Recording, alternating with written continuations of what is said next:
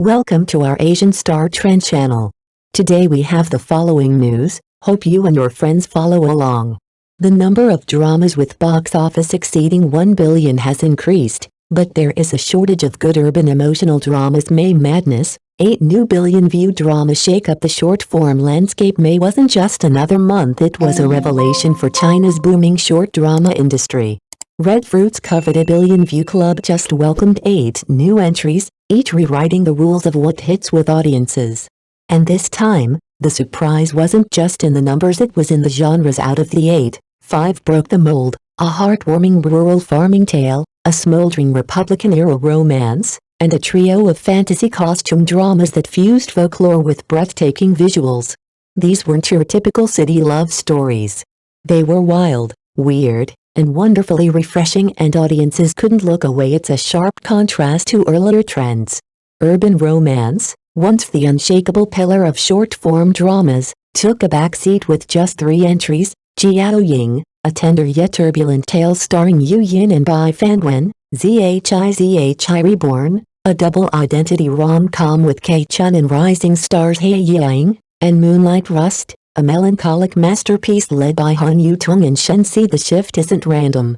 As Dushu Short Drama noted in their viral takedown of the holiday slot doesn't matter myth, this May Day window proved that bold, genre-defying storytelling not only works, it wins. These dramas didn't just entertain, they surprised. They made people laugh, cry, and sometimes wonder, did that just happen? For viewers, the takeaway is clear: short dramas are no longer comfort food. They're becoming a creative playground, one where emotion, imagination, and experimentation reign supreme. If May is any indication, the second half of 2025 is about to get a lot more unpredictable and a lot more fun. Romance fatigue? Despite billion-view hits, urban dramas face a crisis of creativity. According to Wetru data, May's urban romance offerings may have hit impressive numbers, but the cracks are showing. The first to premiere, Jiao Ying, starring Yu Yin and Bai Fanwen, launched with promise, landing 10,002 points on the Heat Index and ranking 4th in the first week of May. A week later, Zhi Reborn, a quirky rom-com led by Kei Chun and He Yang, surged ahead with 17,830 points, nabbing the second spot on the weekly chart.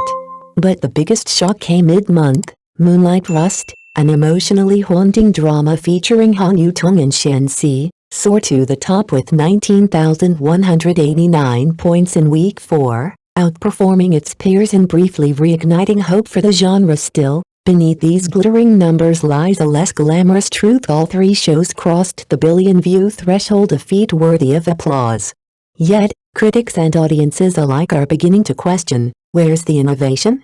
Despite their popularity, these urban emotional dramas brought little new to the table. Familiar tropes, predictable plotlines, and glossy but hollow production have raised doubts about the genre's long-term vitality. Compared to the genre-defying rural and fantasy titles that broke out this month, the once mighty urban romance now feels stagnant. Script quality remains hit or miss, character design often borders on cliché, and originality seems like a rare luxury. The data may shout success, but the story behind the numbers tells a different tale. The urban drama formula is aging, and good scripts are harder than ever to find as the industry pivots toward bold experimentation. One thing is clear: romance alone isn't enough anymore. To truly win hearts, stories must dare to surprise. Moonlight Rust, a miniseries with the intensity of a primetime drama. Urban romance micro-dramas have long been known for their bite-sized intensity, fast-paced narratives, attractive leads, and sugary sweet chemistry. But Moonlight Rust takes that formula and injects it with the weight and emotional complexity of a primetime TV drama. Typically, these short dramas work with a narrow lens, linear plots, accelerated storytelling, and a high concentration of emotional highs. Their appeal lies in their intensity, overlapping plot threads packed with betrayal, empowerment, and just enough fantasy to keep viewers hooked. Moonlight Rust is all this but elevates it, structured in 2 distinct narrative arcs. The first half of Moonlight Rust feels like a compressed highlight reel of long-form hits like Temptation of Going Home and Nothing But 30. The heroine faces a trifecta of trauma: her husband's affair, the manipulations of a cunning mistress, and relentless pressure from a toxic mother-in-law. But instead of spiraling into victimhood, she awakens what follows as deeply satisfying. She severs ties with her cheating ex, confronts her tormentors, and reclaims her life with unflinching clarity. These are the kinds of face-slapping moments audiences crave, and Moonlight Rust delivers them in rapid succession. But it's not just revenge porn. Woven through the drama is a deeper current, a woman finding her voice, setting boundaries, and walking away without asking for validation. It's modern, it's raw, and it resonates in a genre often criticized for being formulaic. Moonlight Rust dares to evolve. It may look like another urban romance on the surface, but beneath its sleek exterior lies a compact emotional roller coaster, one that offers not just a drama, but catharsis. Moonlight Rust Part 2, a storm of tropes and a spark of empowerment. In the second half of Moonlight Rust, a new male-led steps in your classic CEO archetype with a modern twist. He's not here to dominate, he's here to protect. Channeling the charming office romance vibes of What's Wrong with Secretary Kim, he offers quiet support as the female-led reinvents herself, not for revenge, but for self-worth. This shift marks a refreshing departure. Rather than being consumed by payback, our heroine evolves into a capable, ambitious professional. No longer just the betrayed wife, she becomes an indispensable force in her new workplace and in the CEO's heart. Love blossoms, but so does her independence. It's clear Moonlight Rust wants it all: the thrill of revenge, the sweetness of romance, and the empowerment of a woman finding her own voice. The ambition is admirable but not always cohesive. The show piles on tropes with reckless abandon, dramatic CEO rescues, bridal-style carries, and a finale where the female-led slaps the mistress across the face. It's cathartic, yes, but also formulaic. In its quest to satisfy every viewer's fantasy, Moonlight Rust sometimes sacrifices narrative clarity for shock value. Still, among a sea of similar micro-dramas, this one managed to stand out, and may not only for its high-octane drama, but for the magnetic performance of Han Yutong. Her presence feels tailor-made for the genre, grounding even the most outrageous scenes in emotional truth. Moonlight Rust may not rewrite the rules of urban romance, but it pushes its limits. It's messy, it's loud, and occasionally over the top, but it delivers exactly what its audience came for: a wild ride packed with tears, triumphs, and just enough sincerity to make it matter. The CP factor: familiar faces, familiar flames. Before Moonlight Rust, Han Yutong's most well-known on-screen partner was Zhang Wei. The duo starred in several hit urban romance micro-dramas, becoming a dependable CP couple pairing in the genre. But in Moonlight Rust, Yutong branches out, sharing potent chemistry with not just one but two new co-stars, Shenxi and Zhang Zidong. In particular, Shenxi's breakout performance rocketed him into the top 3 of the micro-drama actor charts during the show's peak. This underlines a key difference between genres. While fantasy and adventure micro-dramas can rely on novel plot devices, urban romance dramas lean heavily on high visual appeal, actors, and believable CP dynamics to hook audiences trapped in a loop. Our top micro-drama stars playing it too safe, the shadow of earlier hits still looms large. The smash success of Oh, What a Good Girl, earlier this year set the tone for the genre's ongoing popularity.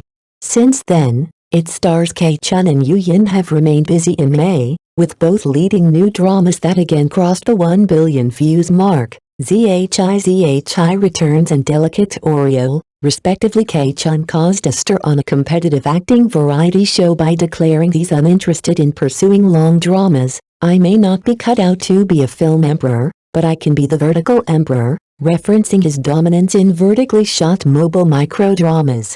Meanwhile, Yu Yin has signed with a production company and already filmed a cameo in a long-form drama, Jade Bone and Tea Bloom, showing a broader ambition beyond the micro-drama circuit. Still, neither appears ready to leave short-form success behind just yet. In ZHI Returns, K-Chun reprises a familiar role type, the emotionally devoted, morally ambiguous alpha male. His character, Zeman Lycan, mirrors Good Girl's Doon Zilming in tone and intensity. Classic K-Chun moments, wall-pinning confessions, teary breakdowns, dramatic comebacks are all present. It's no surprise that the Shattered Mirror CP he forms with He Yang's Zhang Wanzi is drawing fan fervor on par with the Ming CP of Good Girl, but the risk of becoming typecast looms large. At just over 20, K-Chun is already facing scrutiny over whether his intense, overused persona could quickly tip into self-parody. As for Yu Yin, delicate Oriole offers her yet another chance to wield her specialty, the revenge-powered good girl. As Xiaojin, the overlooked illegitimate daughter of a wealthy family, she suffers abuse at the hands of her stepmother and half-sister only to rise up with the help of male-led Si Yan by Fangwen. The story structure closely mirrors Good Girl, complete with an artistic secret identity. She's a celebrated designer, this time new faces, familiar tropes may also saw another major success in Cloud Veil 2, So What If I'm Too Powerful after years of cultivation, starring Wang Xiaoyi as the cool and distant female master. While her character may feel like a type, it's a rare standout role, and a smart move to milk it through sequels. The road ahead, familiar isn't always fatal. Urban romance dramas remain the traffic-generating backbone of the microdrama ecosystem. And for now, top stars are unlikely to abandon their tried-and-true formulas. After all, CP chemistry is still a valuable currency. Each breakout actor has carved out their niche. Yu Yin rules the black-bellied good girl lane. Han Yutong shines as the chic workplace goddess. K-Chun thrives as the brooding wolf in love. Wang Xiaoyi exudes regal, icy charm. Wang Daodi is the king of dependable husband roles. These role types help actors build strong audience recognition, but at the cost of range. In K-Chun's case, his performances outside the CEO genre reveal growing pains, often requiring coaching to find rhythm with scene partners. As veteran mentors like Liu Tao and Hao Lei advised him, quantity might eventually lead to quality, but it could also lead to creative stagnation compared to earlier breakthrough hits like Good Girl, Biting the Green Pear, and Guyangnan Season. May's urban romance drama still felt like echoes of past successes. Chasing formulas can generate numbers, but true cultural resonance takes fresh ideas, risk-taking, and meticulous craft.